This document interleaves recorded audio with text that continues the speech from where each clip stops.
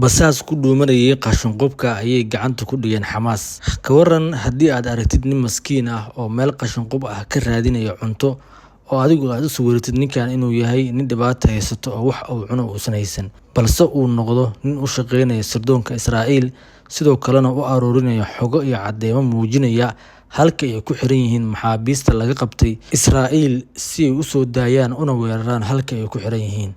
Waxaan kula wadaagayaa sheekada Taamir oo ahaa nin dhalinyaro ah, Falastiini ah, laakiin la ogaaday inuu yahay basaas u shaqeynaya sirdoonka Mossad iyo sidoo kale Shabak, kaas oo xogo u ururinaya isaga oo iska dhigaya qof miskiin ah oo aan waxba haysan, dhar jeexjeexan inta qaatay meel qashin-qub ah, isagoo sawirro iyo macluumaad ka ururinaya gacanta lagu dhigay. Sheekadiisu waan hubaa inay kaa yaabin doonto. Dhacdadana waxay ka mid tahay sheekooyinka basaasiinta ugu yaabka badan ee caalamka. Ninkan sida loo qabtay, taariikhdiisa oo dhammaystiran min bilow ilaa dhammaad ayaan muuqaalkan kugula wadaagayaa, fadlan igala bogo. Taamir waa wiil dhalinyaro ah oo reer Gaza ah, dhashay sagaashamaadkii, qiyaastii waa 33 jir. Waxa uuna ku koray guri caadi ah, ma ahayn qoyskiisu kuwa dabaqada sare ee maalqabeennada ah ama kuwa faqriga ah ee liita, waa wiil ka soo jeeda qoys dabaqada dhexe ah. Waalidkiisu waxay u ahaayeen asaaska nolosha, nolol fiican ayuuna ku noolaa. Taamir ma uusan lahayn hami, riyo ama hadaf uu noloshiisa ku hago tan iyo yaraantiisii iyo xilligii iskuulka. Mustaqbalkiisuna wax dan ah haba yaraatee kama gelin. Iskuulkii darajooyinkiisu aad bay u hooseeyeen, xitaa mararka qaar waa uu ku dhici jiray iskuulka. Had iyo jeerna waxa uu raadin jiray cudurdaar. Mar wuxuu dhihi jiray macallinku waa i dulmiyey, mararka qaarna duruuftu ima saamixin ayuu dhihi jiray, mararka kalena waqti uma hayo waxbarashada. Go'aan adag ama adkaysi uu naftiisa ku cadaadiyo ama qaladkiisa uu ku saaro ma uusan lahayn. Markii uu dhammeeyay dugsiga sare, jaamacadda ma uusan gelin sababtoo ah ma uusan xiiseynin waxbarashada kale. Sidaas ayuu shaqooyin goos-goos ah u bilaabay. Markii 2 maalmood uu shaqeeyo, toddobaad uu isaga tagi jiray. Marar qudaar ayuu iibin jiray, marna wuxuu ka shaqeyn jiray dukaan. Ugu dambeyntii bilo badan ayuu shaqo la'aan ahaa, yacni xiisoolow aan shaqaysan ayuu ahaa. Bulshadii uu ku dhex noolaa waxay u arkayeen nin aan macno badan lahayn, nin diinta aan ku fiicnayn, ma ahayn nin bulshada la dhaqankeeda ku fiican. Inta badan waqtigiisu wuxuu ku dhammayn jiray maqaaxi, kuraas iyo moobilka oo u noqday waxa kaliya uusan ka xiisa dhicin. Haddii aan kuu soo koobo, wuxuu ahaa qof dhan walba ka fashilmay oo aan bulshada sumcad ku dhex lahayn. Waa nooca Soomaalidu ay u taqaano dib jir doqon ama wax matare iyo wixii la halmaala. Dhacdooyinkaasi oo dhan markii aan meel dhigno, bal aan eegno wixii ku dhacay kadib dagaalkii u dambeeyay, dagaal bedelay nolosha kumanaan qof. Taamir wuxuu ka mid ahaa dadkaasi. Xaaladdiisa ayaa isbedeshay, weliba si aad ah ayay u bedeshay. Wuxuu dareemay inuu yahay nin fashilmay oo dhinac walba ka liita. Shaqo ma jirto, suuq ma jiro, wixii dib jir ahaa oo dhan waxaa ku xumaata nolosha. Taamir halkii uu ka adkaysan lahaa oo uu jid raadin lahaa si uu noloshiisa u dhiso, xitaa iyada oo dagaal jiro, wuxuu sameeyey midda cagsigeeda oo ah inuu isdhiibo. Shaqo la'aanta, waxbarasho la'aanta iyo fashilka noloshiisa waxa uu dusha kaga tuuray in dagaalka iyo duqeymaha Israa'iil ay sabab u yihiin. Sidaas ayuu naftiisa ugu magan galay guuldaradii dhabta ahayd. Halkii uu ka hormarin lahaa naftiisa, wuxuu bilaabay sheekooyin kale oo halis badan. Wuxuu la yimid fikir waddo kale u jeexay noloshiisa. Wuxuu furtay akoonno badan oo been abuur ah dhinaca Facebook-ga. Wuxuu habeen walba bostigareyn jiray qoraallo ay ka muuqato caro iyo faallooyin uu ku caayayo Falastiiniyiinta dagaalka kula jira Israa'iil, sida Xamaas iyo kuwa la midka ah. Naftiisuna wuxuu ku qanciyay inuu yahay cod runta ka hadlaya. Maalintii maqaaxi ayuu fadhiyaa, sigaar ayuu iska cabayaa, moobilkiisuna gacanta kama baxo. Daqiiqad ayuu Facebook-ga ugu dhaleeceynayaa Xamaas isaga oo isticmaalaya akoonno fake ah oo uu samaystay sawirro islaameed oo been abuur ahna saartay. Maalin maalmaha ka mid ah, isaga oo ku jiifa gogoshiisa ayuu helay fariin. Markii uu furay, wuxuu arkay in qofka la soo hadlay uu u saaran yahay sawir gabar qurux badan, aadna u labisan, weliba ku labisan suud. Waxay isugu sheegtay inay tahay maamulaha hay'ad warbaahin oo ajnabi ah, waxayna ku tiri waxaan xiiseynaynaa codka dhalinyarada mucaaradka ku ah dagaalyahanada iska caabinta Falastiin ee Xamaas. Waa in adduunka oo dhan uu maqlaa. Taamir wuu naxay, wuxuuna ugu jawaabay haa, wax badan ayaan qoraa, cadaadisna waan la kulmaa. Anigu waxaan ahay mucaarad ka soo horjeeda dagaalyahanada Xamaas ee dagaalka xooggan kula jira Israa'iil. Halkaas ayuu hadalka ka furmay. Maalin kasta 2 ilaa 3 fariimood oo su'aalo fudud ah oo ku saabsan aragtidiisa, noloshiisa iyo bulshada ayaa la weydiinayay. Isaguna wuxuu ugu jawaabayay wixii la weydiiyo. Wuxuuna dareemayay in markii ugu horreysay la maqlay codkiisa, sidoo kalena uu helay dad dhageysanaya oo qiimo u haya. Waxaana laga wareysanayay musuqmaasuqa, xatooyada iyo dembiyada. Wuxuu bilaabay inuu iska hindiso sheekooyin been abuur ah. Dhacdooyinkaasi si xad dhaaf ah ayuu u buunbuuninayay. Taamir wuu isbedelay. Xog aan qiimo lahayn ayuu ku helayay lacag gaaraysa $100 ilaa $150 oo loogu sheegay gargaar bani'aadanimo iyo dadaalkiisa. Dabcan lacagtaasi waa lacag weyn marka la fiiriyo xaaladda uu ku jiro Taamir. Ninkii cirkaas ayuu isla galay, wuxuuna isu arkayay inuu yahay qoraa weyn oo falanqeeya arrimaha bani'aadanimada. Markii uu shaqada qoraalka beenta ah uu muddo qorayay, gabadhii ayaa markii dambe ku tiri, "Si dadku noo rumaystaan, waa inaan xaqiijino sheekooyinkaada. Marka sawirro iyo muuqaallo ku soo dar qoraallada si yacni dadku noo aaminaan." Taamir sheekadii ayaa ku weynaatay. Nin been iska qora lacagna ku qaata ayuu ahaa. Markan xaaladda ayaa ku adkaatay. Kaamiro ma hayo, sawir in la qaadana kama fududa gudaha Falastiin, gaar ahaan Gaza. Wuxuu isku dayay inuu meermeeriyo, laakiin way ku adkaysay naagtii. Markii uu muddo ka daba wareegayay, gabadhii ayaa qoraal u soo dirtay. Waxayna ku tiri, "Waxaad been ii sheegaysay waqti dheer. Ma ogid cidda aad la hadlaysid. Anigu ma ihi maamulo hay'ad warbaahin. Waxaan ahay sarkaalad ka tirsan sirdoonka Israa'iil ee Mossad. Wada sheekaysigeennii, magacaada dhabta ahaa, sawiradaada, lacagaha dhammaan waan hayaa. Hal qoraal ayaan mustaqbalkaada ku burburin karaa. Nala shaqeey ama waan ku fashilayaa. Xogtaadana meel walba ayaan dhigayaa. Qoraallada aad Xamaas ku caysay iyo meesha aad degan tahay xitaa waan soo dhigi doonaa." Taamir si dhab ah ayuu u jabay. Wuxuuna ku dhacay hog aan laga soo bixi karin. Wuxuu isku dayay inuu calaacalo uu baryootamo isaga oo dhahaya, "Aan dib u dhigno. Waxba kuma tarayso. Tirtir fariimahan. Lacagihii waan kuu soo celinayaa." Jawaabtu waxay ahayd, "Dib u dhac ma jiro." Kadibna cadeymo isdaba joog ah ayaa loo soo yaaciyay. Screenshot-ka wada sheekaysiga, rasiidyo lacageed oo magac iyo taariikh leh, sawirkiisa dhabta ah, xitaa sawirro qaraabadiisa ah. Waxaasoo dhan ayaa loo soo diray. Waxayna ku tiri, "Hurdada ka kac, mise waan ku soo qarxiyaa." Daqiiqado kadib, fariin Telegram ah oo ka timid akoon cusub ayaa looga soo diray fariin, "Laga bilaabo maanta, halkan ayaan ku wada hadlaynaa."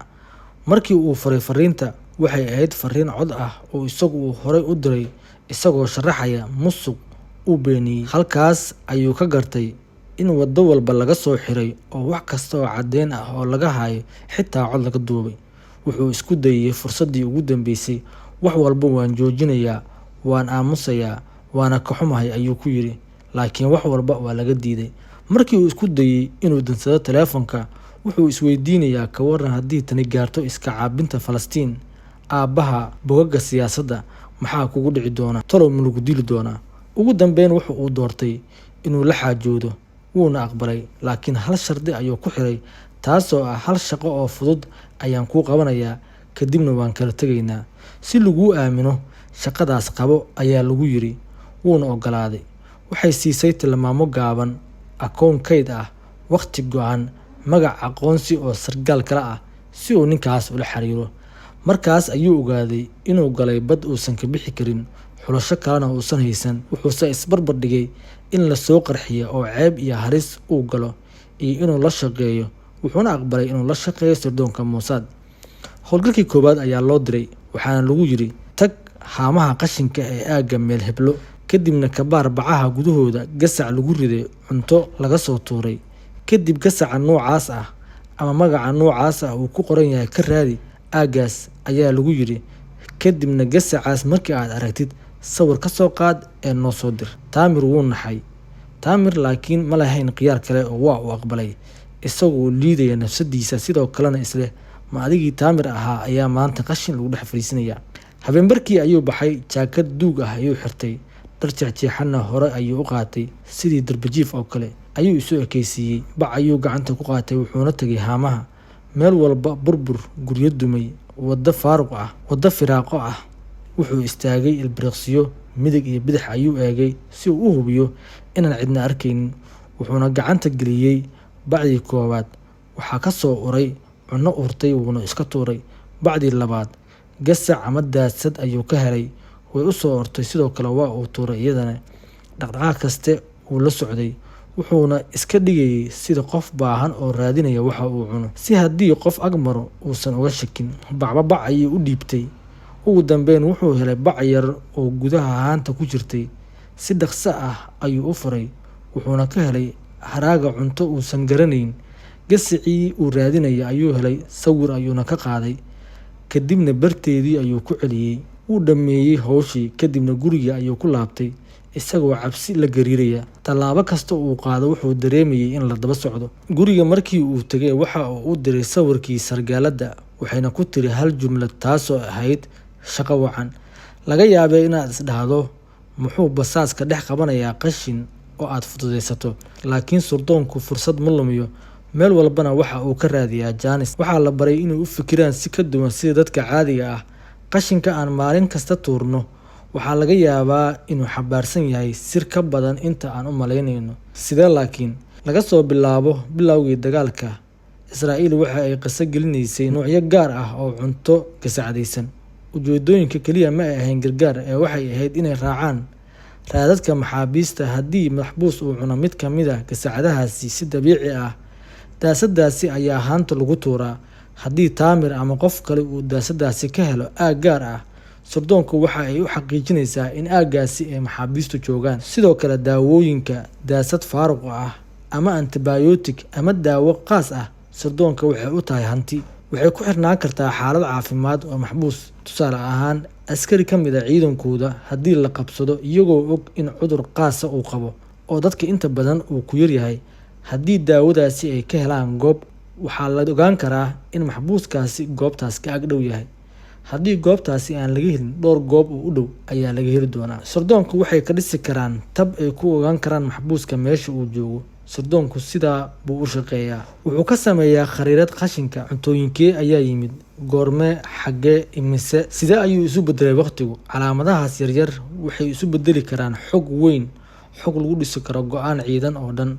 Qashinku ma ahan wasakh oo kaliya, waa fayl furan. Waxay kashiftaa sirta guryaha, xaafadaha, xitaa meelaha maxaabiista. Sidaa awgeed, Taamir ayaa loo xil saaray howl muuqaal ahaan fool xun, balse leh qiimo sirdoon oo aad u sarreeya. Markuu dhammeeyey hawshii koowaad, wuxuu u haystay in halkaas ay ku ekaan doonto, laakiin sargaaladii ma aysan daynin. Waxay u dirtay fariin kooban, hawl labaad. Tanina waxay ka sii yaab badneyd tii hore. Waxay ku tiri, aad wadooyinka soo aruuri balaastig, qoryo ama alwaax, ku marmarsiyo inaad dab shidayso ama aad wax karinayso. Wuxuu weydiiyey xaggee ayaan ku soo aruurinayaa. Waxaa loo sheegay goobo gaar ah, aag hebel iyo aag hebel ayaa lagu yiri. Sidoo hore dhar duug ah ayuu xirtay, bac buu qaatay, wadooyinka ayuu ku wareegay sidii qof baahan oo qoryo ama alwaax raadinaya. Dadku waxay ku yiraahdeen, ninkan wuu dhiban yahay, xaaladiisu waa teen oo kale. Laakiin dhabtii ninku ma ahayn nin dhiban, wuxuu fulinayay arrimo sax ah. Ujeedadu ma ahayn oo kaliya qoryo aruurin, waa in la yeesho gal ama dabool uu isku qariyo si aan looga shakin, isla markaana uu si fudud u galo aaga kala duwan. Uu furo bac, fiiriyo waxa la tuuray, uuna iska dhigo nin qoryo raadinaya. Maadaama hawshii hore uu sawir ka qaadayay daasad, sargaaladdu waxay ku tiri, wax kasta oo u muuqda muhiim, sawir ka qaad, weliba si degdeg ah. Wuu socday isagoo sawir ka qaadaya wax walba uu arko. Sawirro degdeg ah ayuu qaadayay. Dhammaadka maalintii wuxuu guriga ku noqday isagoo sita bac balaastig ah oo qoryo iyo kartoonno jajaban ka buuxaan. Qof aan laga shakin karin. Sawirradii buu u diray. Nus saac gudahood waxay ku tiri, wanaagsan, wadada saxda baad ku socotaa, ee sii wad. Halkaas ayuu ka fahmay inuu noqday aalad lagu adeegto oo cadawga gacanta u gashay. Ma joojin karin. Ciyaartuna ma ahayn mid uu fahamsan yahay. Wuxuu ogaa oo kaliya in maalin kaste amar cusub uu imaan doono. Maxaa loogu diray balaastig iyo qoryo? Sababtu way fududahay, si uu u helo marmarsiyo oo indhaha bulshada uga badbaado oo aan looga shakin. Hoostiisu wuxuu ka baarayaa, wuxuu arkana wuu sawirayaa iyadoo aan loo jeedin. Sidoo kale balaastiga iyo qoryaha waxay u noqdeen marmarsiyo uu ku dhex wareego meelaha shakiga leh. Haddii la weydiiyo maxaad halkan ka samaynaysaa, wuxuu leeyahay waxba qoryo ayaan aruurinaya. Waxaa kale oo muhiim ah, sirdoonku mar walba wuxuu wax ka soo saaraa meelaha aan la fahmi karin. Bac la tuuray waxaa laga gartaa nooca deeqaha yimid, alwaax iyo warqadaha la tuurana waxay tilmaami karaan in meel wax soo saar ama dhaqdhaqaaq yaallo. Xog yar ayaa muujin karta meelo maxbuus ku jiro, qolal qarsoon ama xitaa warshad hub. Taamir wuxuu u maleynayay cidna inaysan arkin. Habeenkii wuu bixi jiray, bac buu furi jiray, meel ayuu sawir ka qaadi jiray, guriga ayuuna ku soo noqon jiray, sawirro ayuu diri jiray, nolol caadi ah ayuuna iska watay. Laakiin wuu qaldanaa. Muddo dheer ayaa la daba socday. Hay-adaha amniga Xamaas ayaa ku shakiyay dhowr mar dhaqdhaqaaqiisa. Muuqaalkiisu uma ekeen mid dabiici ah, yacni waad ka arki kartaa inuusan u muuqan qof sabool ah oo qashin ka baaraya cunto, mana ahan mid u baahan qoryo. Xitaa wiilasha xaafadda ayaa arkay dhaqdhaqaaqyadiisa yaabka leh. Marba bac ayuu furayaa ama daasado uraya, mar midig ama bidix ayuu eegayaa kahor inta uusan bacda celin. Sidaa awgeed, ciidamada amniga ayaa go'aansaday inay si qarsoodi ah u daba socdaan, tallaabo tallaabo. Meel fog ayay ka socdaan iyadoo uusan dareemayn. Waxay duubeen dhaqankiisa, goorta uu baxo, meesha uu u socdo, haamaha uu istaago, xitaa muuqaal isaga oo haamo qashin ah ka baaraya. Markii ay hubiyeen inuu qolo u shaqeynayo, waxay diyaariyeen qorshe lagu qabto isagoo fal ku jira. Habeen jawigu degan yahay oo dadku yar yihiin ayay doorteen. Taamir sidii caadadiisa ahayd ayuu aaday meelaha qashin qubka. Markii uu gacanta bac geliyay oo uu bilaabay inuu baaro, dhalinyaradii Xamaas ayaa soo dul istaagtay. Mid ayaa garabka ka qabtay. Maxaad raadinaysaa ayaa la weydiiyey. Taamir waa la qabtay. Jawaab ma uusan hayn. Wuxuu isku dayay inuu isbadbaadiyo. Qoryo iyo balaastig ayaa aruurinaya ayuu si degan ugu jawaabay, isagoo raacsiiyey. Waxaan u aruurinayaa si aan isugu diiriyo ama aan isugu kululeeyo. Laakiin markaa dadkii qabtay waxay ahaayeen dad la socday dhaqdhaqaaqiisa, sheekadiisana ka warhayay. Markiina taleefanka ayaa laga qaaday, waxaana la arkay inuu sawirro qaadayay. Halkaas ayayna ciyaartii ku dhammaatay oo waa la soo qabtay. Meel uu ka inkarana ma joogo. Wuxuu isku dayay inuu sheekooyin been ah abuuro si uu u baxsado. Waryaanan isku daalin. Taamir waa la soo qabtay. Nus saacii ugu horreeyay ee baarista, wuxuu isku dayay inuu ismeermeeriyo, isagoo leh anigu jaajuus ma ihi, waxaan caawiyaa hay-ad warbaahineed oo caalami ah. Ugu dambeyn wuu qirtay, laakiin in la gaaday ayuu sheegay. Wuxuuna ku calaacalay, naag ayaa isirtay, sargaal inay tahay iima sheegin. Markii hore warbaahin ayay isaga kaga dhigtay, kadibna waan ku fashilaa ayay dhahday. Shaqana uma qaban, qashin ayaan u sawiri jiray oo keliya. Wuxuu qirtay wax walba, sida uu ku bilaabay akoonti been ah, maamulaha hay-ad warbaahin ee fariimaha uu u diri jiray, inuu hindisay sheekooyin musuq iyo dembi, inuu diray faahfaahinno been ah, lacago $100 ilaa $150, dareenkiisu inuu noqday qof muhiim ah. Wuxuu sharaxay isbeddelkii markii sargaaladu aqoonsigeeda muujisay oo ay ku tiri annaga nala shaqeey ama waan ku fashilayaa. Wuxuu uga sheekeeyay baarayaasha toddobaadkii argagaxa uu ku noolaa, cabsi in fariimihiisu baxaan, in dadku ay ogaadaan. Ugu dambeyn uu hoggaansamay amarkii sargaalada. Dabadeed waxa uu si faahfaahsan u sharaxay howlgalladiisii dhulka, sida uu u baaray qashinka, sida uu u aruurinayo balaastiga iyo qoryaha, sida uu u dirayay sawirrada yaryar oo uu u haystay wax aan macno lahayn. Inkasta oo naftiisa ogaa inuu ujeedo weyn laga lahaa, qirashadiisu wax kasta waxaa qorayay baarayaasha, waxayna ku xirayeen qiimeyntoodii hore ee ku saabsan danaha sirdoonka iyo feelalka maxaabiista. Waxaana u soo muuqatay in qorshaha ugu weyn uu ahaa in xog laga helo cuntada maxaabiista kadibna lasoo weeraro si loola baxo maxaabiista, iyo sidoo kale in la ogaado goobaha ay Xamaas ku baarto eedeysanayaasha loo soo qabto kiisaska sirdoon oo la shaqeeya Mossad, goobaha ay ku kaydiyaan hubka, iyo sidoo kale meelaha ay ku soo saaraan hubka ay kula dagaalamaan Israa'iil. Waxaasoo dhan inuu ahaa qorshuhu ayaa la ogaaday. Ninkanna uu shaqo halis ah, balse isaga la fududeed uu u hayay sirdoonka Israa'iil. Ugu dambeyn, Taamir naftiisa ayuu iibiyey, laakiin cid kale looma ciqaabin. Maxkamad ayaa la geeyey. Xog dambe lagama helin in la dilay iyo in kale. Cid og ama xog kale oo ku saabsan meesha uu ku dambeeyey internetka kuma jirto. Sheekada qashinka waxayna baraysaa cashir weyn. Waxaan u aragno wax aan qiimo lahayn ayuu sirdoonku ka dhisaa qorshayaal dhammaystiran. Sheekada Taamir waxaan u tabinay iyadoo lagu saleynayo xog la helay. waxayna muujisay sida nin bulsho ahaan fashilmay loogu leexiyay tallaabo ilaa uu noqday aalad sirdoonka Israa'iil isticmaalaan. Sheekada Taamir, sirdoonkii halista badnaa, halkaas ayay noogu dhammaatay. Haddii aad xiiseynayso mowduucyo la mid ah ama ka khatar badan, nagu soo biir oo nala soco. Si joogto ah ayaan kuugu soo gudbin doonaa sheekooyin dhab ah oo feelal adag laga soo qaatay. Adiga daawada, maxay kula tahay oo aad ku ciqaabi lahayd Taamir? Ma dil, toogasho mise xabsi? Nagula wadaag qaybta commentiga.